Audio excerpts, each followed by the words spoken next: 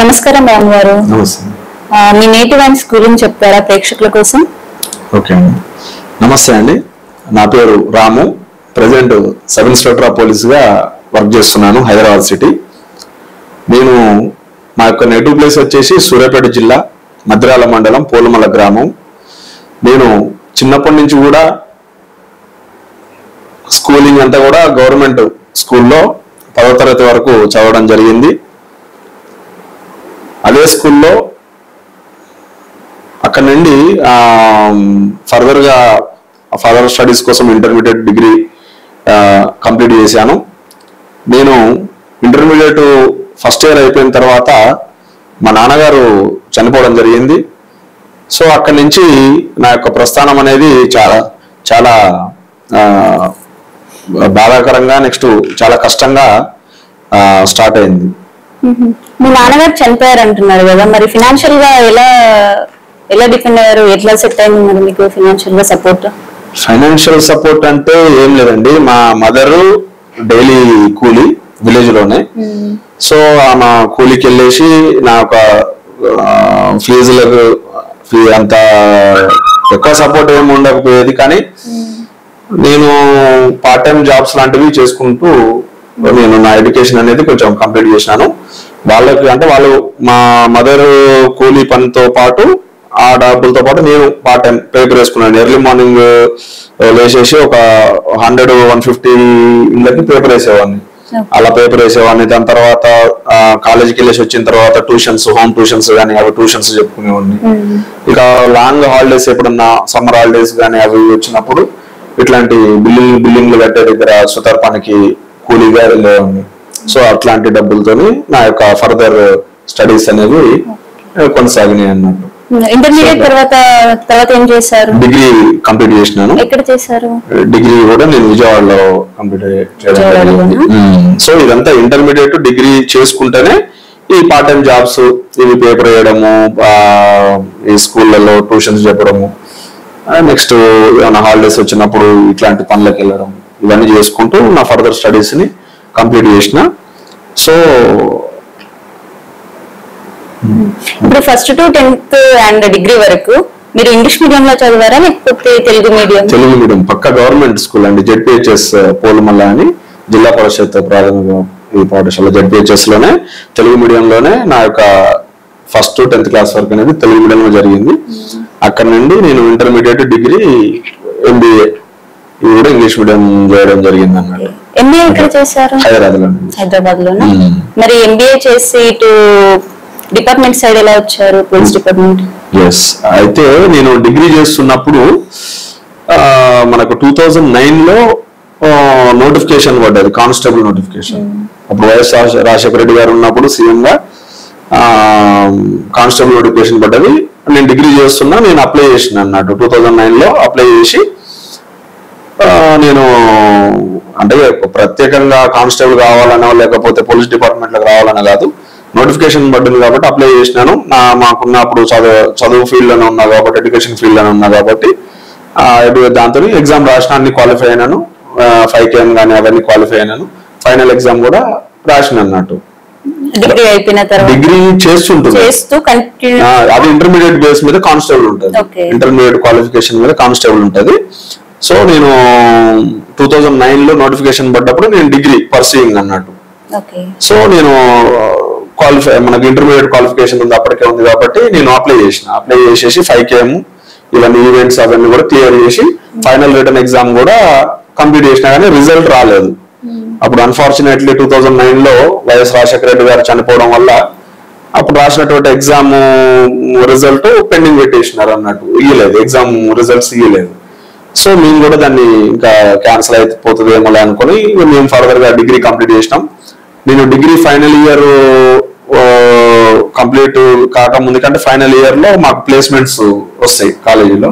So అప్పుడే నాకు Aditya group దాంట్లో నాకు ప్లేస్మెంట్ వచ్చింది.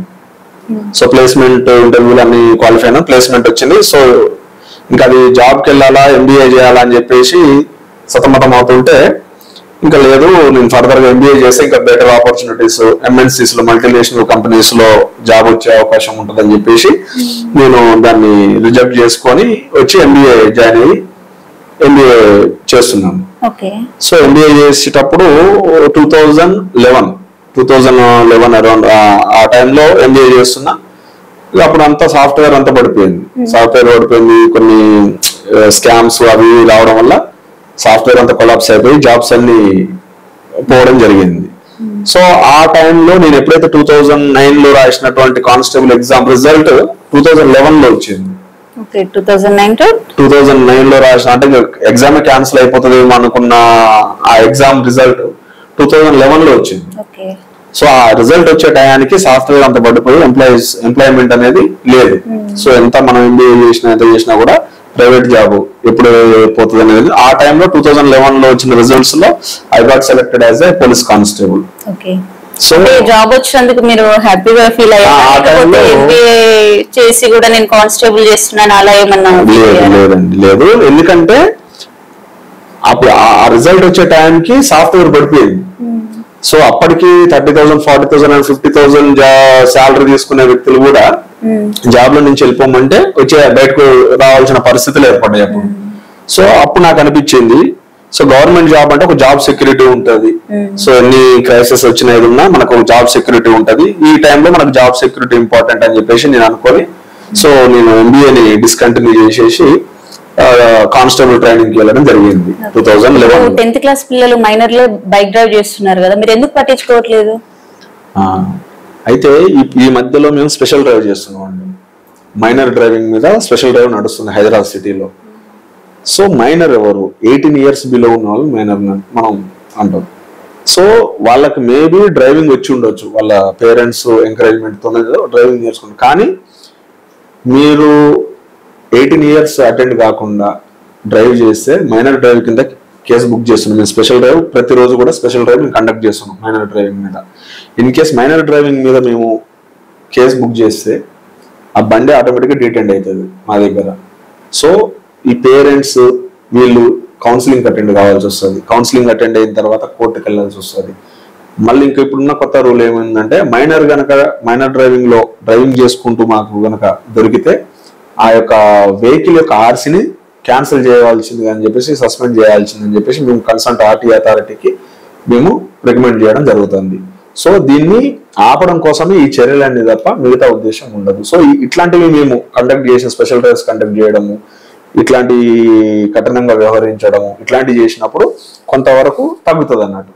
సో మైనర్ డ్రైవింగ్ చేసుకుంటే దాన్ని యాక్సిడెంట్కి గురైతే చాలా వచ్చే బెనిఫిట్స్ కూడా ఉండవు, చాలా నష్టపోవడం జరుగుతుంది. సో ఇట్లాంటి వాటిని మేము ఖచ్చితంగా మేము స్పెషల్ డ్రైవ్ చేసి వాటిని నిర్మూలించడానికి చాలా ప్రయత్నిస్తున్నాం. హైదరాబాద్ ట్రాఫిక్ పోలీస్ మాత్రం ప్రతిరోజు కూడా మైనర్ డ్రైవింగ్ మీద స్పెషల్ డ్రైవ్ కండక్ట్ చేసి వాళ్ళకి కౌన్సిలింగ్ల ద్వారానో లేకపోతే చలాన్ల ద్వారానో వీటి ద్వారా మేము చేయడం జరుగుతుంది. అట్లా అంటే ఇప్పుడు డ్రైవింగ్ లైసెన్స్ లేకపోవడం అండ్ మైనర్ డ్రైవింగ్ అండ్ ఇంకా కొన్ని ఉన్నాయి కదా, వీటన్నిటికీ జైలు శిక్ష చలానా కరెక్ట్ అంటారా? అవి తగ్గడం కోసం జైలు శిక్ష చలాన్లు అంటే ఇప్పుడు మనం ఏం పట్టించుకోలేదు అనుకోండి. ఇప్పుడు ఒక వ్యక్తి ఒక అఫెన్స్ చేస్తాడు, ఫర్ ఎగ్జాంపుల్ ఒక అఫెన్స్ లేదా కొట్టుకొని తలకాయలు పట్టుకొని పోలీస్ స్టేషన్కి వస్తారు. వాళ్ళ మీద ఎఫ్ఐఆర్ చేసి కోర్టుకి పంపించి చేయడం వల్ల ఈ యొక్క సిస్టాన్ని చూసి ఇంకెవరైనా కొట్టుకునే వాళ్ళు కానీ లేకపోతే ఇంకేదైనా అఫెన్స్ చేసే వాళ్ళు కానీ చేయకుండా ఉంటారు. సో చేయకుండా రెడ్యూస్ చేయడానికి ఆపడానికే మేము చలాన్లు కానీ లేకపోతే కేసులు కానీ పెట్టడం జరుగుతుంది తప్ప ఈ కరెక్ట్ అని అంటారంటే అది కరెక్ట్ 100%. ఇప్పుడు వయలేషన్ చేసిన వాడికి పనిష్మెంట్ ఇవ్వడం కరెక్టే. ఇప్పుడు వయలేషన్ చేసిన వాడికి ఏం పట్టించుకోకుండా కరెక్ట్ గా వెళ్ళేవాడిని ఏం పట్టించుకోకుండా రెండు ఇద్దరు సేమ్ అయిపోతుంది. అంటే అవే కరెక్టా లేకపోతే ఇంకేమైనా శిక్షలు పెంచితే కరెక్టా లేకపోతే ఎలా? ఇప్పుడు మనం డ్రంక్ అండ్ డ్రైవ్ చేస్తున్నాం. డ్రంక్ అండ్ డ్రైవ్ చేస్తే ఇది వరకు ఒకసారి పట్టుబడ్డ డ్రంక్ అండ్ డ్రైవ్ లో, రెండోసారి పట్టుబడ్డ, మూడోసారి పట్టుబడ్డ చలాన్ విధించి కోర్టులో చలాన్ కట్టుకొని వెళ్ళేటోళ్ళు ఉంటారు. ఇప్పుడు హైదరాబాద్ సిటీలో ఏం నడుస్తుంది, సెకండ్ టైం కానీ థర్డ్ టైం కానీ డ్రంక్ అండ్ డ్రైవ్ లో దొరికితే వాళ్ళు ఖచ్చితంగా 1 రోజు 2 రోజులు 3 రోజులు జైలు శిక్ష వేయడం జరుగుతుంది. సో దానివల్ల ఏంది, చలాన్ అనుకో ఒక సింపుల్ ఉంటుంది, ఏది చలానే కదా కట్టుకొని పోతాము అని చెప్పేసి తాగడం అనేది ఆపరు, తాగి నడపడం ఆపరు. సో అట్లా డ్రంక్ అండ్ డ్రైవ్ ని కంట్రోల్ చేసే ఉద్దేశంతో మన న్యాయ వ్యవస్థ కానీ లేకపోతే మన వీళ్ళు కానీ సెకండ్ టైం కానీ థర్డ్ టైం కానీ డ్రంక్ అండ్ డ్రైవ్ లో దొరికిన వాళ్ళకి ఒక 2 days జైలుకి పంపించడం, 3 days జైలుకి పంపించడం అనేది చేస్తున్నారు. సో దానివల్ల ఏమవుతుంది, భయం వస్తుంది, అరే తాగి నడిపితే జైలు శిక్ష చేస్తున్నారు. జైలుకి పోవడం అంటే ఎవరికైనా ఇది అన్నట్టు. సో వాళ్ళకి నాముషిగా ఫీల్ అయ్యో లేకపోతే ఇంకేదైనా ఇన్సల్ట్ గా ఫీల్ అయ్యో ఏదైనా సరే డ్రంక్ అండ్ డ్రైవ్ చేయడం అనేది తగ్గుతుంది. సో ఆటోమేటిక్ గా రిజల్ట్ కనపడుతుంది కదా మనకు. డ్రంక్ అండ్ డ్రైవ్ చేయడం తగ్గితే ఆటోమేటిక్ గా మనకి యాక్సిడెంట్ కాకుండా ఉంటది, యాక్సిడెంట్ ఫ్రీ హైదరాబాద్ చూడవచ్చు మనం. ఫైనల్ గా యువతకు మీరు ఇచ్చే సందేశం ఏంటి? యువతకు మేము ఇచ్చే సందేశం, యువత ఇప్పుడు దాంట్లో ఉన్నది ఒక ఎనర్జీ. సో వాళ్ళకి ఏదైనా చేయొచ్చు, మనకు అదే చేయొచ్చు ఇది చేయొచ్చు అని చెప్పేసి ఒక అపోహలో ఉంటారు. కరెక్ట్ గా ఈ ఏజ్ ని మీరు కరెక్ట్ గా యూజ్ చేసుకుంటే ఫర్దర్ గా మీరు లీడ్ చేసే లైఫ్ అంతా హ్యాపీగా ఉంటది. నువ్వు ఈ యూత్ ని అంటే ఈ యువ ఏజ్ ని మీరు ఎంజాయ్ చేయాలి, అది చేయాలి ఇది చేయాలని చెప్పి టైం వేస్ట్ చేసుకుంటే మాత్రం మీ ఫర్దర్ లైఫ్ మొత్తము ఇబ్బందులు పాలవాల్సి వస్తుంది. సో మీరు టైం వేస్ట్ చేసుకోకుండా మన రాష్ట్ర ప్రభుత్వాలు ఏ ప్రభుత్వం ఉన్నా కూడా రాష్ట్ర ప్రభుత్వాలు చాలా నోటిఫికేషన్స్ ఇస్తున్నాయి, గవర్నమెంట్ జాబ్స్ కానీ లేకుంటే ప్రైవేట్ సెక్టార్లో కానీ చాలా అవకాశాలు ఉన్నాయి.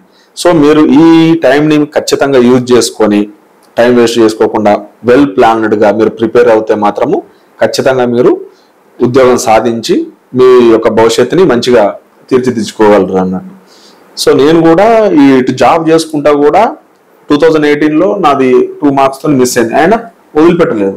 మళ్ళీ వచ్చినా మళ్ళీ స్ట్రగుల్స్ ఫేస్ చేసినా మళ్ళీ కూర్చున్నాను, చదివిన, ఆటోమేటిక్గా ఫైనల్గా నాకు రిజల్ట్ కనపడుతుంది, వచ్చింది. ఇప్పుడు నాకు నా షోల్డర్ మీదకి 2 stars వచ్చినాయి. So this is the best example. So మీరు దయచేసి టైంని వృధా చేసుకోకండి. ఇంకా మెయిన్గా మేము రోడ్ల మీద చూసేది ఏంటంటే యువతనే చూస్తూ ఉంటాం. సో వాళ్ళు పేరెంట్స్ని సరే వాళ్ళకి రిక్వెస్ట్ చేసా లేకపోతే బాధ పెట్టా ఏదో పెట్టో బైకులు కొంటారు, పెద్ద బైకులు 2 లక్షలు 3 లక్షలు పెట్టేసి బైక్స్ కొని విచ్చలవిడిగా తిరుక్కుంటూ. సో అట్లాంటివి చేయకండి, అట్లాంటివి చేసి మీ యొక్క టైంని వృధా చేసుకోకండి. సో ఈ టైంని మీరు ప్లాన్డ్గా ప్రిపేర్ అయ్యి సో మీరు మంచి భవిష్యత్తుని అనుభవించాలని చెప్పేసి కోరుకుంటున్నాను. Okay sir, thank you sir. Thank you.